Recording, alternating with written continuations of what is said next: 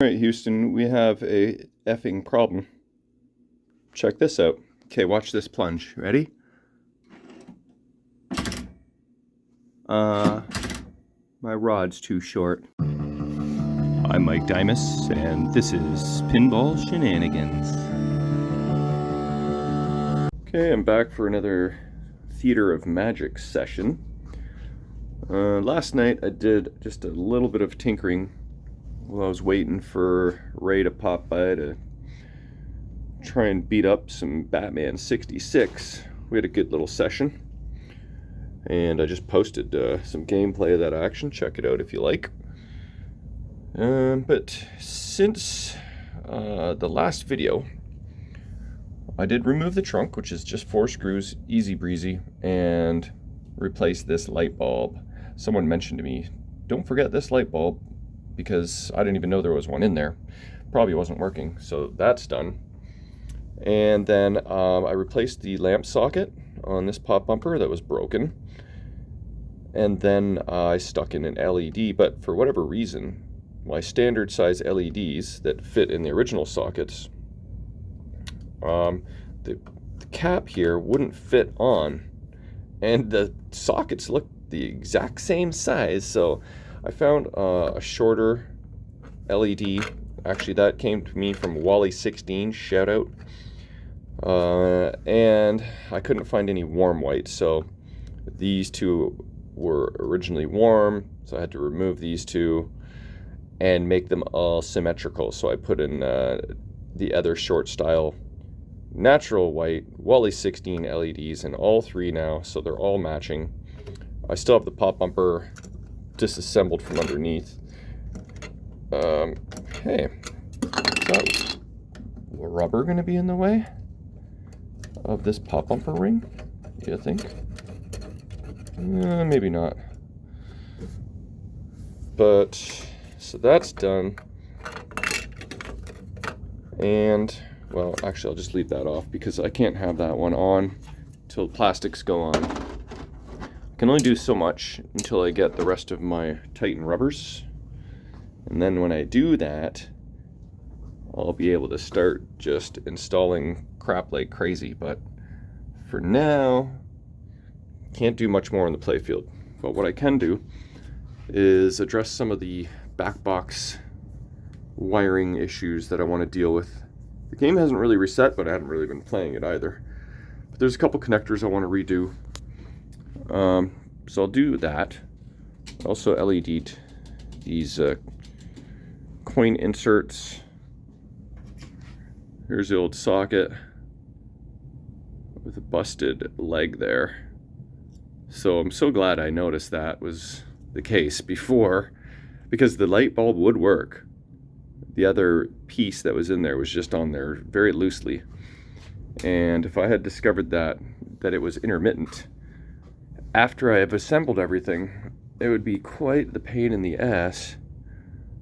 I'd have to remove almost everything to access that bulb. So, new socket won't have that issue for a very long time, because the LEDs don't typically burn out. They do go bad every once in a while, but... oh, and then I was having a kind of a weird issue with this gate. I can't remember what the last dimension of it was. But it was, you know, hugging the wall like this. Wire here was interfering with this wall, but it's because I had the gate on this star post instead of here where it's supposed to go. So that resolved that. Then I had a long ongoing debate as to whether this post here should come with rubber or it shouldn't. And JB sent me a couple photos of a couple of Theater Magics that he did in the past that were home use only. Both of those did not have rubbers. So it appears that some do, some don't. But I think from the factory, this post does not have rubbers. And the manual does not call for rubbers there. So I might stand corrected that the manual might actually be correct for this 5/16 size rubber after all. Because I think it calls for 6, and I thought it needed 8. But that's actually not true, because I took these two, and on Kevin's Theater of Magic, I noticed that you got your triangulation rubber here on, I believe that lines up to the bottom post, and then There's a rubber on top. So that's, I repurposed those 2 rubbers, one there and one there. So minor details, but you know, the theory is that if a ball is coming around the orbit and it's a little bit sloppy of a shot, if there's rubbers there, then, you know, the opening is smaller. And if it just catches the rubber a bit, it's going to really slow the ball and affect its trajectory more so than if there's no rubber there and it's just plastic surface. So I'm going with what I think is correct and factory and smooth. So, you know, spent a lot of time just on this area, but I got it figured out and I'm happy. So I'm gonna, oh yeah, check this out too. I gotta figure out what, if anything, I can do about this. You might even be able to hear it. That insert corner is lifted, but can actually push back down. But I don't know if there is a resolution to that. And this insert does the same. I can push that down. Like if I had a big giant clamp and squoze the crap out of it and somehow added some glue, even this one does the same a little bit too.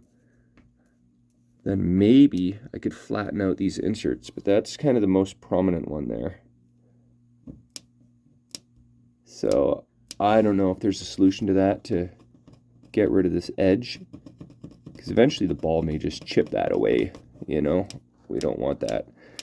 So the other ones are pretty good. Trunk escape here, it's a little bit raised, but it seems in there pretty good. So yeah, I'll probably post something. Like, have a look at this.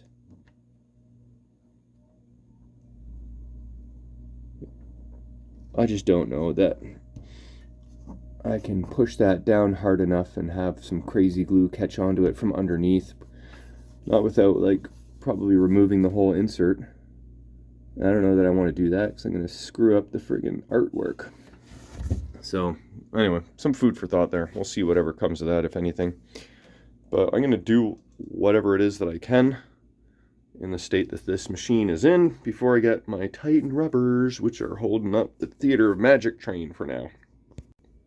Oh yeah, I forgot to mention, I had forgot about these.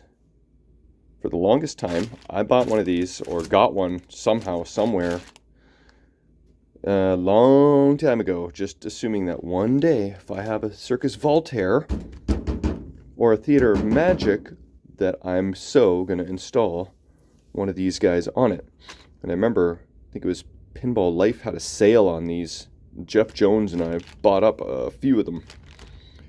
I'll have to ask him again. Jeff, did you like this thing? And I guess this is possibly the Pinball... Oh, a coin taker. Okay, so this is... must be the... Where's this one from? Oh, that's not the original bag. But Jeff installed one of these exact ones. Jeffrey Jones, that is. And if you were watching this, let me know what you thought of this thing. Did it go smooth? Was there any issues? Is there the right length of shooter rod? Is there anything I need to look out for? But these are, I believe this is color changing LED shooter rod, and it goes perfectly with the theme. So I'll put one of these on Theater and one on Circus when that comes home. So that is an awesome little find in my stash that I forgot about. Here, something else I can do as well. Install this game ROM. So let's get to work. Okay, as I often do, I went off on a crazy tangent here. So I started by reassembling the pop bumper because it was just hanging there. So that's all tidied up and happy now. Then I remembered that I wanted to vacuum out the cabinet. And then I remembered that I wanted to wipe down the mold that was in the back of the cabinet, because this was in my one storage unit that had a major roof leak. So it turned into a bit of a humidor, and there was some mold on the back of this, the bottom of the cabinet basically. So I wiped it all down, vacuumed it all up, and then upon closer inspection, I realized that this tube must have been extra friggin' humid. And look at that. That is nasty. From what I understand, mold can't survive in humidity below 50% basically, so whatever's here, like this basement's dry, whatever is here is dead, old, and gone. And that was all along this big wire here. So I literally took my scissors and one snip at a time just kind of cut through the tube all the way through. It was a royal pain in the ass. Everything's gooey and gross and sticky. Now I gotta wash my scissors, they're nasty. My hands were practically black. It came out pretty good, but yeah, see that? That is nasty. So I'm very happy to be getting rid of this gross piece of plastic. And I'm hoping that its only function was wire management, because in place of that, I'm just gonna put in some zip ties. Hopefully that has nothing to do with some sort of radio frequency, noise canceling type thing. So if you happen to know if that tube is strictly for wire management, let me know. If it has some other function, then maybe I'll have to put a new clean tube on that. So yeah, that's the tangent I have been on. And then I'm going to get to the shooter rod next. Ugh, I'm so sticky. Okay, so just added a few zip ties and that is all cleaned up so much better. Happy to get rid of that nasty friggin' tube. But anyway, Jay the neighbor just showed up, so I'm gonna take a break. I'll be back in a bit.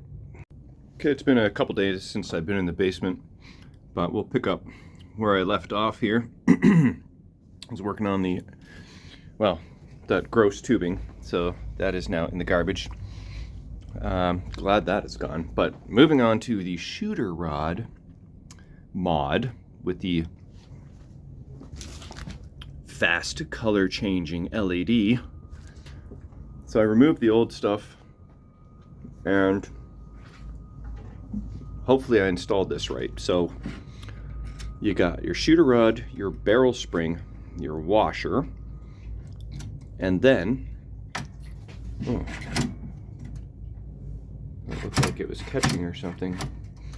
Then you got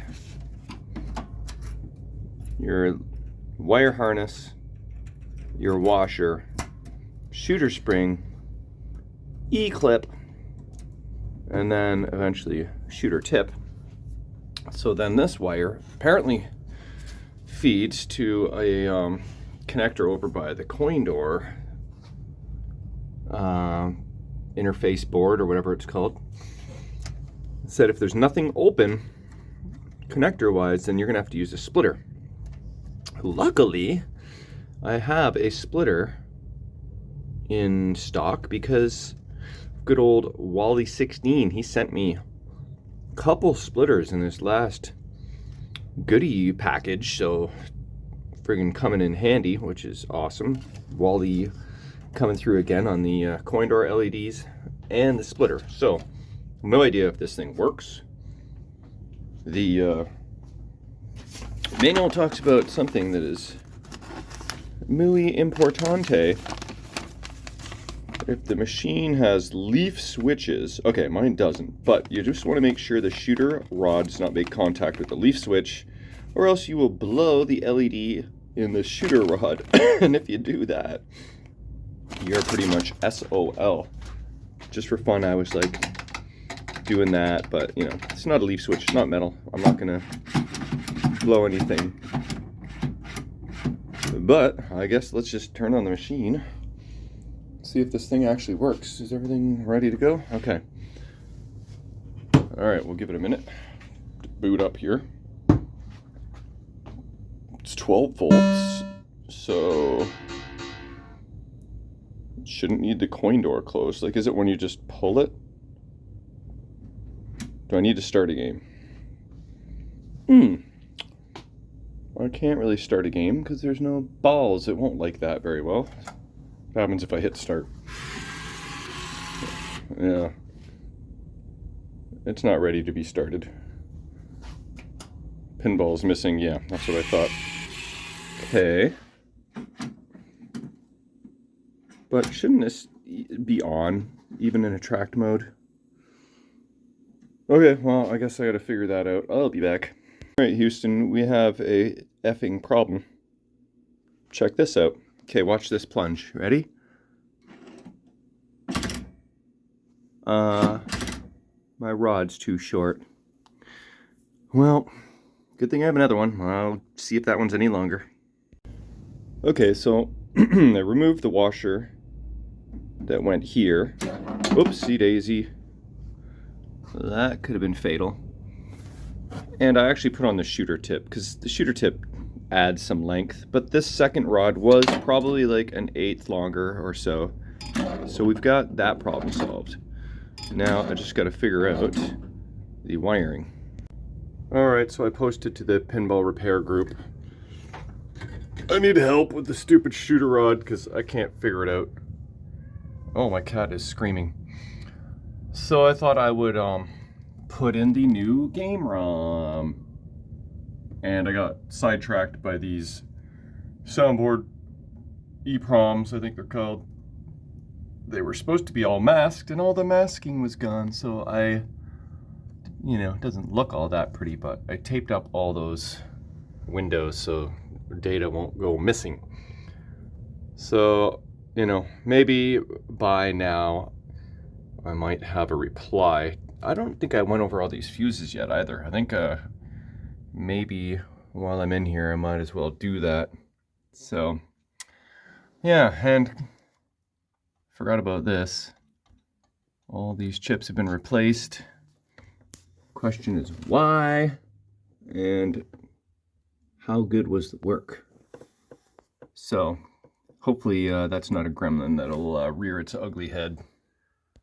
Okay, this is what I've discovered so far with the help from the pinball repair help group. They said a few things, but one was just make sure that the shooter rod housing is actually grounded. See, this ground wire goes all the way down, then up into the shooter rod. And so basically, I've learned this side here connects to ground, this side here connects to 12 volts. That completes your circuit. So if am I on beep? So, whoopsie. Two other things that I did. I installed a washer right here.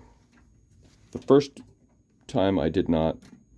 The second time I did, because this shooter rod housing appears to be coated with something, so it's not actually very conductive. So I'm going to stick a wire here, a lead.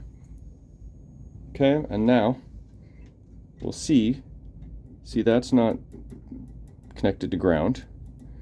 But the barrel spring, nah. Let's try this again. How about back here? There we go. Can you see that? Okay, barrel spring is beeping. Now if I go right to this piece of the shooter rod,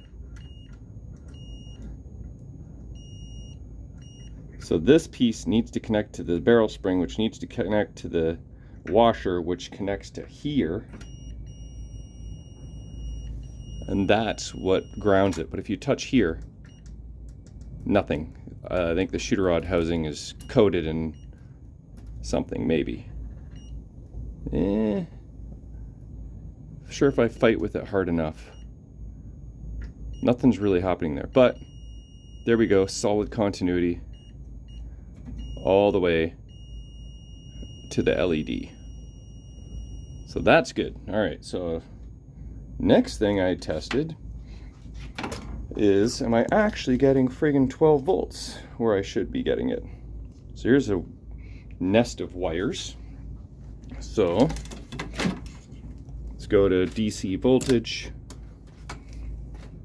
and here's the one connector.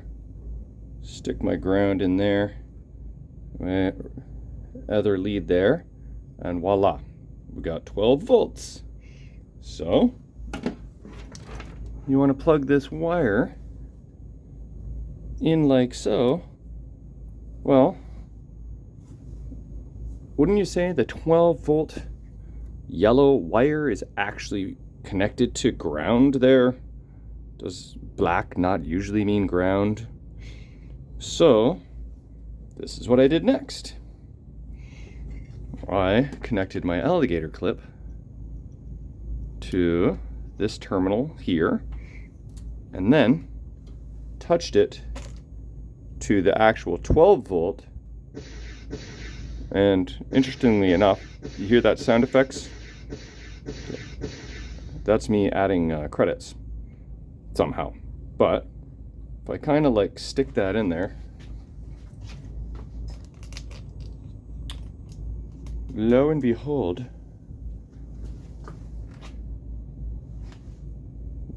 it works. It's dim as poop. Kind of red there.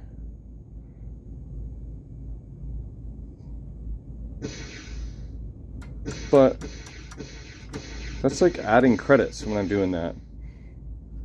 So what the F is going on? I thought it was somewhat resolved, but I thought maybe the connector was just on wrong. But obviously, yeah, there's a little more to the story. I don't know the ending yet. I'm trying to get there though. Alright, thanks to all who chimed in the Pinball Repair Help Group. And shout out to Eden Stam, who pointed me to the interface board to have a closer look at where there might be a 12-volt output. You can see technically the fourth pin from the bottom says 12 volts. So I kind of jumpered the terminal to that, and good things appeared to be happening. So I just kind of jumped to conclusions and added a connector to this wire. I cut off this, and I just used IDC because I happen to have one handy, and it has the locking pin in the exact correct spot. So fourth pin up, 1, 2, 3, 4, should connect this yellow wire. I guess I should have fed it out the back, instead of the front. But, and this may be a diode too. I was going to cut that off, and someone else mentioned something about a diode, and then I like decided to cut on the other side of that in case that is a diode. Would make sense that it is. So yeah, thanks for whoever mentioned the diode aspect of things. So I've got this wire kind of all fed through all nicely, and now for the test. Also, by doing that, I eliminated the need for any jumpers. So thanks, Wally16. I won't be needing you this time, but sure enough, you will come in handy, I am sure, in the future. I'm not going to put on the shooter tip yet till I know everything is happy. So here goes nothing. Please don't blow up. Check that out. Not only does it work, it's nice and bright. I think when I pull it, that should kill the connection. Yep. There we go. So, a little bit of a struggle to figure this out, but well worth it. I mean, I spent probably close to an hour on this stupid thing. And, you know, like, I had instructions, but they weren't all that helpful, so I don't know why it didn't work just connecting it here. But so far so good. As long as I don't get any weird, you know, not adding credits or any other weird switch matrix issues, then I think we are golden. So that is going to be where I wrap up this video. I'm just going to kind of clean up my mess. This place is a bit of a disaster. There's crap everywhere. My table, there's no space on it. My little work cart is just also a disaster. So I'm going to kind of tidy up when I come back down, have a little bit more of a fresh start. But, you know, made a little bit of progress in this episode. What did I do? It was over the course of a few days, so I half forget what I even did. Vacuumed the cabinet, cut out a tube, installed a shooter rod, put some masking or tape on some masked ROMs, installed the new game ROM, and feel like there was a couple other things. Yeah, LEDs and whatnot, but that's the end of this video. There will definitely be more soon.